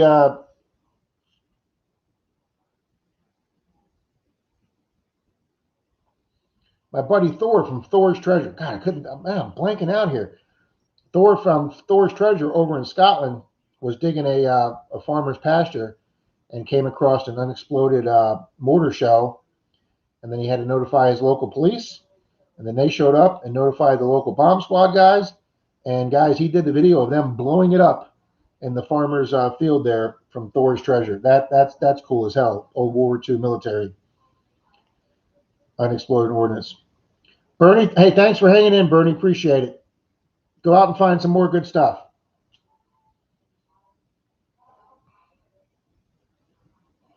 I got to get my hat out in the sun. I'm going to wear this Monday and Tuesday, guys. Maybe I'll put my sticker across it.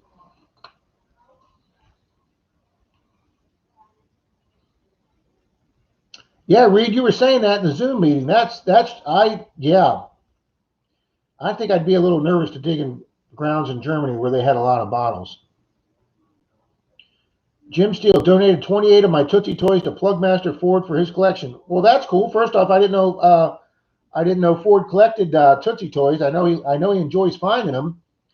But Jim, that is awesome. I don't have anywhere near 28 Tootsie Toys. You must be on older ground than we are around here.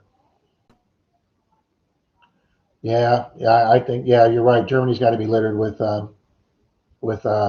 old unexploded ordnance of every kind. German and American, British, French. Well, maybe not so much French.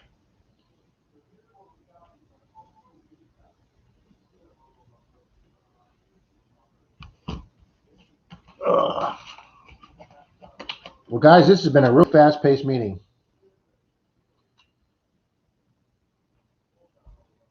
We got to test a ring. We got to test a diamond. Unfortunately, they both came back negative. So,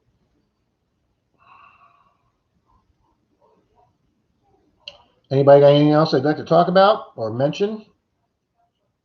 I know we've had some good finds here lately.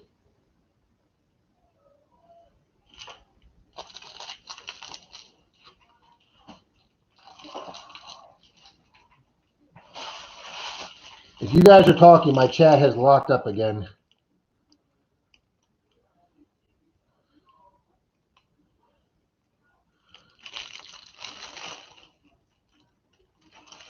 Denise is in the other room watching Shameless with a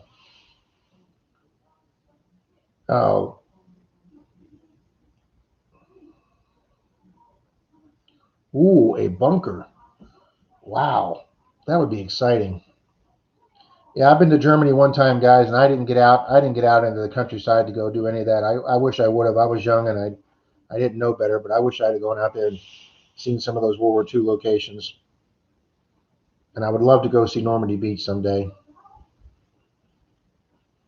William H. Macy. Thank you, Mike. Yeah, she's in there watching Shameless with William Mason. She just laughs her ass off on that show. That is one crazy dude on that show. Has to be considered the worst parent in history. I think Darth Vader was a better parent than that guy. Thumbs up. I guess Denise watches it too. Oh.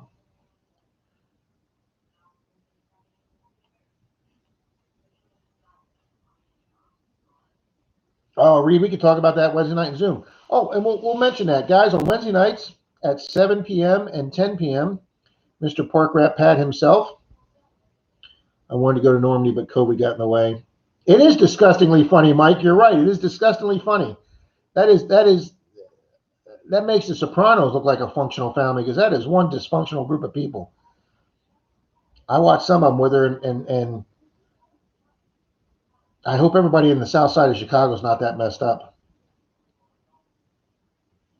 Germany would love to visit where my grandparents came from. Wouldn't that be awesome?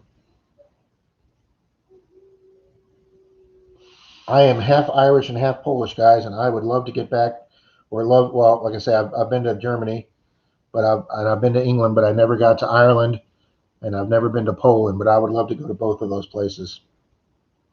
Mike, get ready, buddy. Enjoy. Have a good stream. Hope you pick a good winner. And I will get you some stickers, sir, and I'll be calling you about your coil.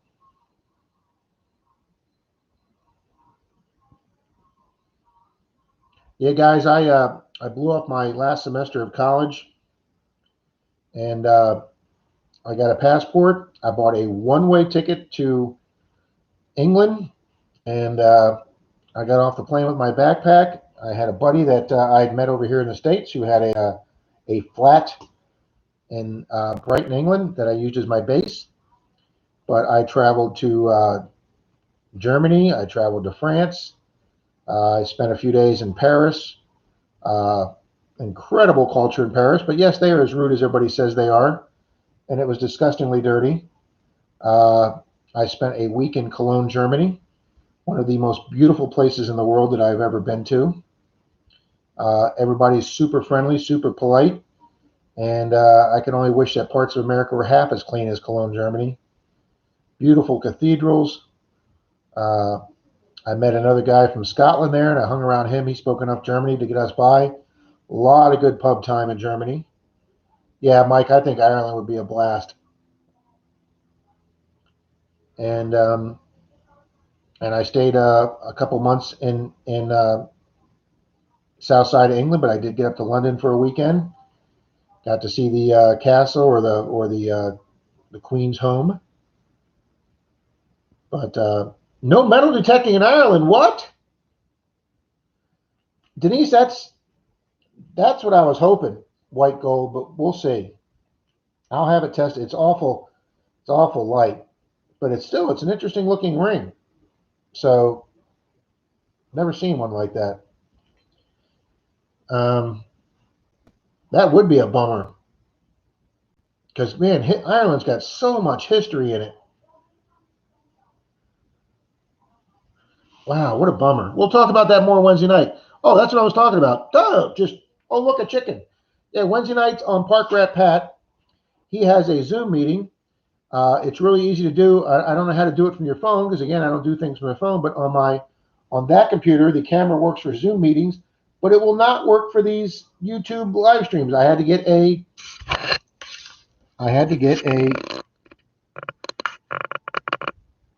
No, I guess I can't see my own camera. Okay, I had to get a camera. So,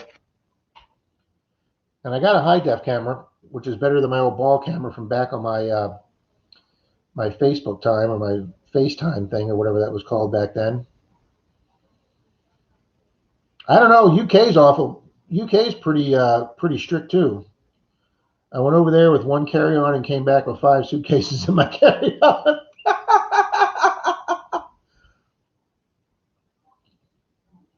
All right, Mike, what's a torque?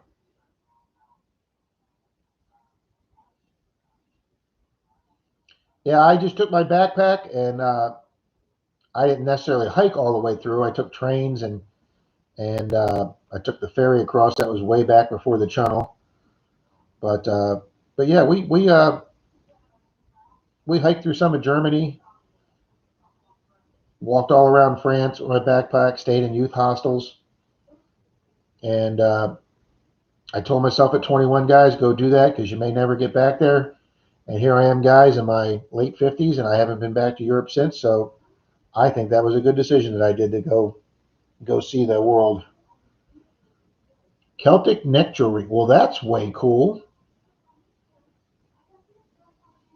I don't believe I've ever found any. Well, I found one. What do they call that? A cladish ring with the hands clasping and the heart. I found one silver cladish ring. I guess that's what they call them. And that has been the only Irish jewelry I have ever found. I have found one Native American made Thunderbird kerchief, tie kerchief thing, bolero tie kerchief thing. Cladic. Okay, cladic. Thank you, Cynthia. I knew I was pronouncing that wrong. Bad Irishman, Rob.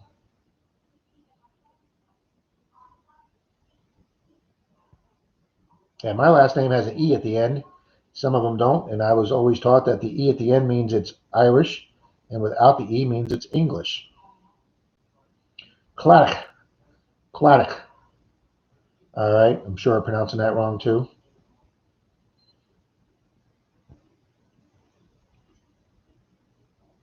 Yeah, guys, I watched some of the other big channels go over for some of the big group finds or group hunts over there in England, and the Hoover boys went over there, and Quarter Hoarder, and I think Plugmaster Ford and Mike I think were over there too.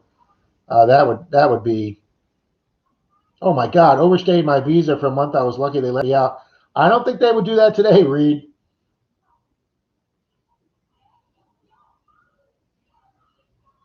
Thanks, Charlie.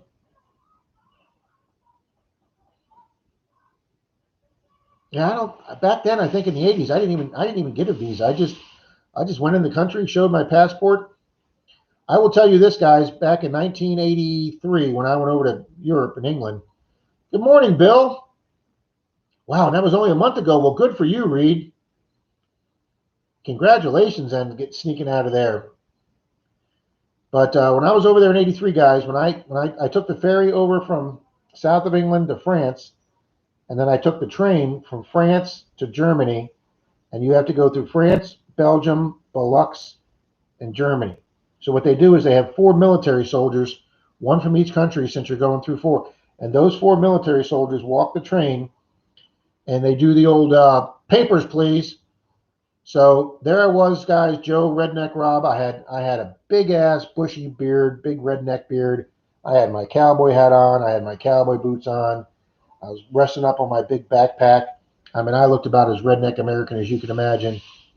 And guys, I watched them ask for people's papers, and they were like this. People were like not even looking up at them and handing them their papers, and people were very afraid of them. And they walked over to me and they went, I'm sitting back with my feet up on the train seat, and they went, papers, please. And I went, bam, and I whipped out that American passport, and they saw that American Eagle on there, and they just went right on by. They didn't even they deferred to that American Eagle passport.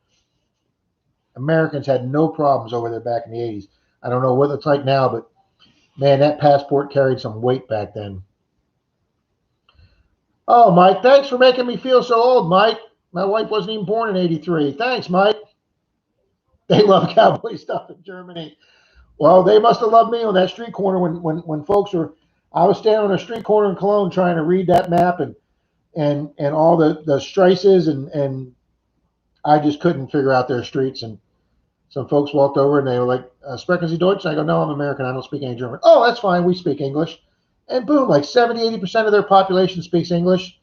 And yeah, oh, go right down here. Oh, do you know if you're traveling? We just built Europe's newest youth hostel, 6-story youth hostel, right here on the Rhine River, and that's where I stayed, guys, when I was in Cologne. It was like $8 a night to stay at a youth hostel with me and 3 other guys in the room, and what a freaking blast that was. I was 13. Wow, if you're 13 and your wife's 13 years younger for you, good for you, Mike. Wow, I remember watching Mount St. Helens blow. Like personally or on TV?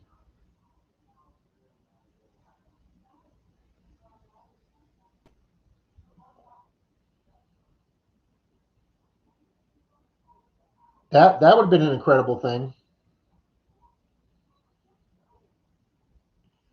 Yeah, I mean, there's significant things that happen, guys. Mount St. Helens is one of them. Not as many people speak as much English as they did back in the 80s. Well, that's a shame. In 83, I was out of the Air Force for several years in metal detecting. Wow, Jim, if you've been metal detecting that long, congratulations. I just taken up this hobby 3 years ago. Oh, personally. Wow, Mike. Wow.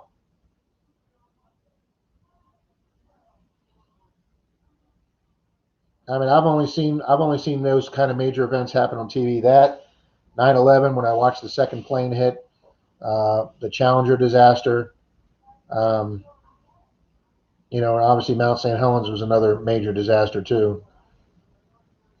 I was living in Dallas, Oregon. That's a place I've never heard of. But Reed speaks good German. I learned a little bit Reed, but I've lost most of it.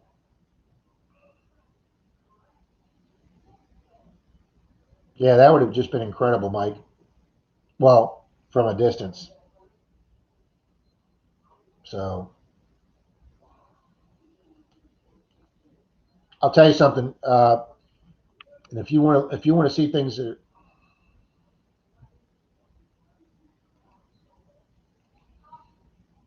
oh, okay. My wife is German. Okay, Reed. Well, that definitely has to help. Covered our house in 3 inches of ash. Holy smokes. Yeah, like who was just saying it ruined their summer, Kent Valley. Remember the crappy summer? I guess so. If all that ash was up in the air, I mean, they get those big sandstorms out there in the Midwest out there where Las Vegas treasure hunter stuff is. Probably covers all their car with that. Yeah. Nope. In 1980, I bought my first metal detector, a white 6000 DI for $1,000 and loved it. Wow. Wow. And it's a shame now that they're gone. Wow. They were in the business that long. Oh, I bet it was, Mike. I bet it was. That's like these people out there, I understand it's gotten a little better. Uh, Papa Rouse has said it's gotten a little better in his area, the smoke and the clouds. But I mean, 2 weeks ago when you saw those tourists taking pictures of the Golden Gate Bridge and the entire background was just blood red, like they were taking pictures on Mars. Holy smokes! My mother-in-law was born in Germany just after the war. Wow. I lived there for 5 years. Yeah, I had a girlfriend in high school, guys. Like my last year of high school, my first year of college. She was a couple years younger than me, and her dad was German, and she spoke 5 languages. Probably the smartest woman I've ever known. And she uh, she went back to Germany when she was just 18. She got her GED early, and then she got a computer certification. This was like 1980, and when computers were just coming around, she went and got some, I don't know what it was, Cobalt or something, but she got trained and used these computer languages, and she went over to Germany to see her dad, and and she got snapped up by some German company, and she started her career in Germany, teaching computer skills. I think at an American Air Force base or American military base because she could speak. And when I went over and saw her like 2 years later, um, she had to remember her words in English because she'd been speaking German so long.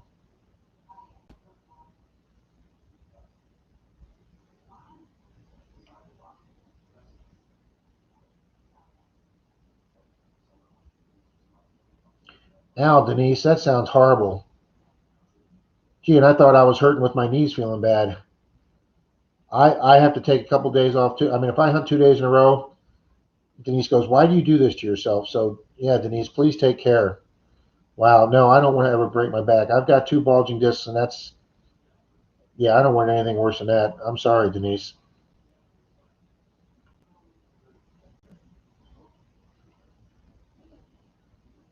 Wow, Mike, you've been all over.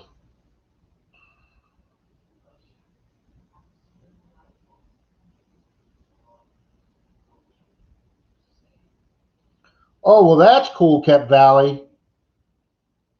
Military license plate and an old dump. It says Canadian Army, Germany. Well, that is just way too cool.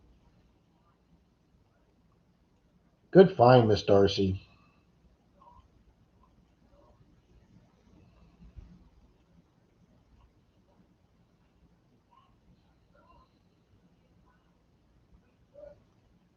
I found one or two pieces of old license plates, and then Dalton found one of those license tags that you put on your car from like way back in the 30s or 40s. Instead of having like the little decal on the back of your plate that you just peel off and stick on your plate for the next year, they actually had metal tags that like you screwed into the grill of your car to show that you'd registered your car. Yeah, it's aluminum. That's what these tags were.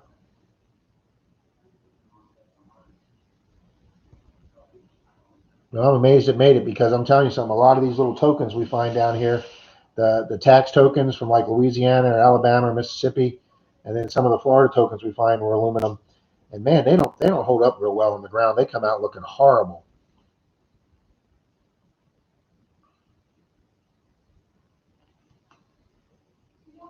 Alrighty, guys. Well, it's 12 o'clock.